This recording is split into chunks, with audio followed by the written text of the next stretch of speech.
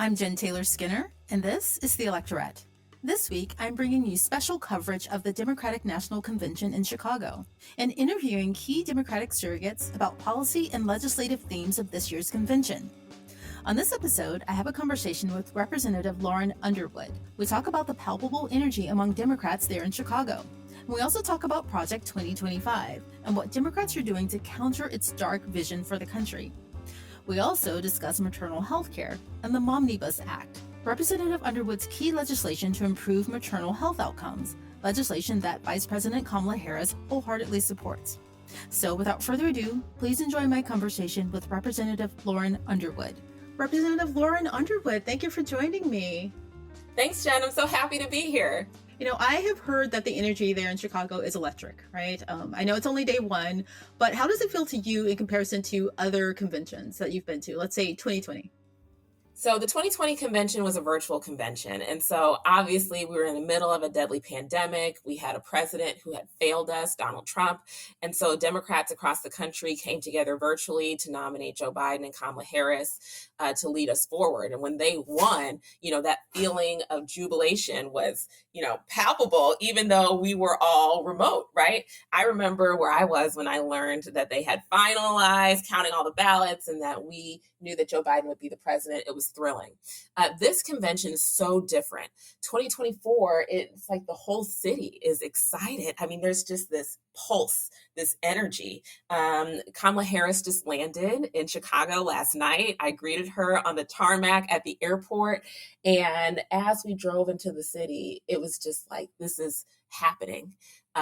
This is the moment we've been waiting for, and we have 80 days to go win. And that's just, I think, the energy that we're all bringing. One of the big themes I know you'll hear a lot during the convention, and one of the big themes among Democratic messaging has been Project 2025, because Democrats have been in lockstep in opposition to that and the vision that lays out for the country, right?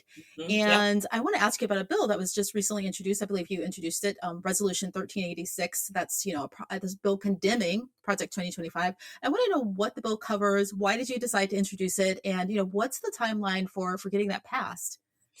For a few months, we've been hearing about Trump's Project 2025, and a lot of people didn't know what it was. And then, we got more and more information, each piece of more information more extreme than the next. And so, we know that Trump's Project 2025 is an extreme and dangerous agenda that would roll back Americans' rights and freedoms, and it would hurt the middle class, and it threatens our democracy. And so in this House resolution, we are asking the Speaker of the House, Mike Johnson, to bring it to the floor to say that this is not the vision of America that we want.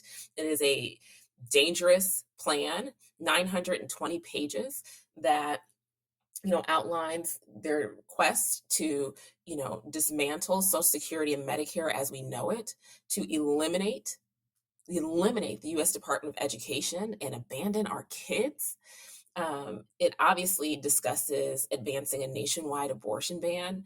And I think that, as we can make sure the American people know, it helps folks really put a sharp contrast, right? We can talk all we want about the chaos, the extremism of this MAGA ideology, certainly congressional Republicans, but it's something else to see on paper their policy plans that would harm working families.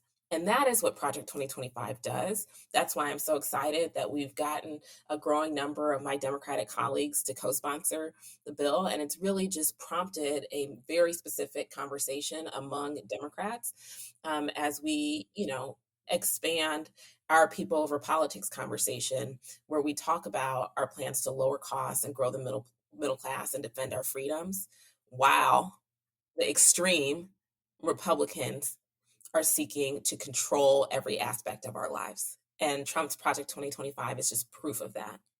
Yeah.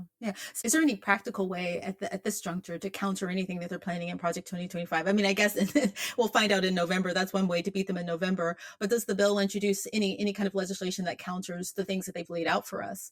No, this is a resolution. It's like a sense of Congress. I see. So we do like commemorative resolutions. February is Black History Month, right? Like that'll be a resolution.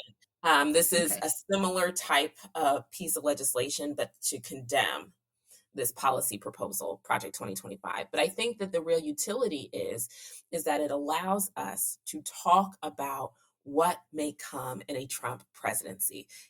When Trump was first elected, we knew it was going to be bad. Reality was even worse, even worse.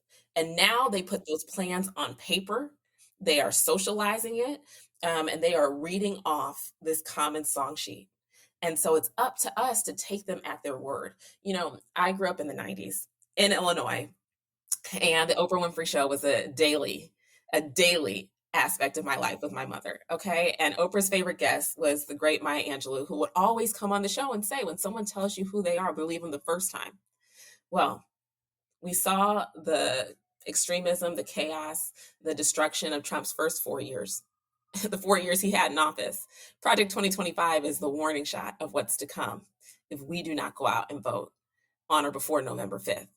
And so, I just wanted to make sure we had a legislative record to reflect that we weren't about Project 2025. Yeah, that's perfect. I remember those Oprah days, those those daily Oprah days. Anyway, Yes. I know that healthcare is big for you. It's personal for you, and I actually just learned that you had a big hand in crafting the Affordable Care Act, right? In keeping with that, the Momnibus Act. Whenever I mention your name, someone brings up the Momnibus Act, right? Yeah. And I know that that's like a comprehensive package of 12 or 13 individual bills, and I've been waiting for that to pass. I just want you to give us an update on where that is, how we're going to get it over to the finish line, and what's the status. Early in my career, I was honored to work to implement the Affordable Care Act in those early days. And the lessons that I learned about the power of everyday Americans to talk about healthcare and to connect with others really informed the approach that I took when we were writing the Momnibus and introducing the legislation. So, as you know, in America, Black women are more likely to die of preventable pregnancy-related complications. And this crisis is getting worse. Since the pandemic, maternal deaths have gone up 89%. It's devastating. And so the Momnibus is evidence-based, data-driven legislation, 13 bills in one, designed to address every clinical and non-clinical factor contributing to our nation's maternal health crisis. This is something that touches every zip code, every state, every neighborhood in our country. We talk about it in the context of the experience of Black moms because we are the most impacted, the most harmed, but it's not a phenomenon exclusive to our community. And so, we are so proud to have over 200 co-sponsors in the House and the Senate. We have bipartisan legislation within the Momnibus and, a really exciting, growing grassroots coalition and movement of people across ideologies, right? So the idea, the commitment of saving moms' lives is not a partisan endeavor. And so we are really looking for the first legislative opportunity to get the Momnibus across the finish line before the end of this Congress, which is the end of this calendar year. So we are approaching what I call deal-making season in Congress. And, once we get past the election, it will be a sprint to advancing key bills like the Momnibus. And so we are laying groundwork right now to grow our Republican support in the Senate specifically. That's where we're trying to focus our advocacy to make sure that we will have the votes required for final passage. Well, speaking of the election, I know that Vice President Kamala Harris, she has a vision for maternal health too. And I was wondering, how well does her stance align with your aims for maternal health? So when we first introduced the Momnibus in 2020, I introduced it in the House, and then Senator Kamala Harris introduced it in the Senate. And so we have been partners since day one.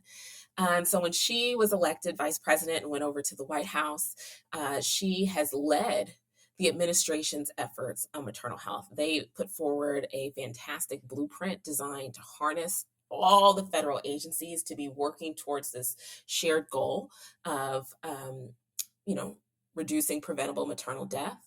And it was the first of its kind, absent legislation to say as a White House priority that we want to lift up the experiences of pregnant and postpartum moms. You can see the impact of her voice, the great progress we've made on postpartum Medicaid coverage. We're up to 46 states plus the District of Columbia who have advanced year-long postpartum care for moms on Medicaid.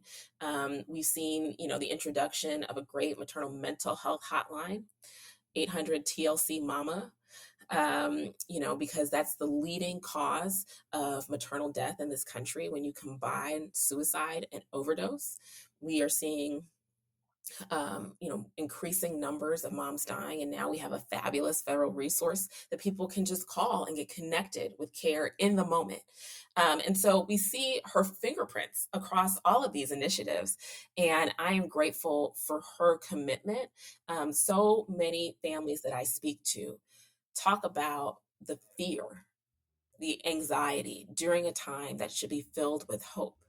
And to know that we have an advocate, a champion like Kamala Harris, who has always spoken up for the vulnerable throughout her career, right? And to know that she has taken on this issue and has maintained that firm commitment is something that I'm so excited to see, what we can do together when she ascends to the presidency. Wow. Well, Representative Lauren Underwood, thank you so much for joining me, and thank you for all of your hard work. It's been a pleasure to talk to you, and I hope you have a fabulous time in Chicago. Thank you. Take good care, okay?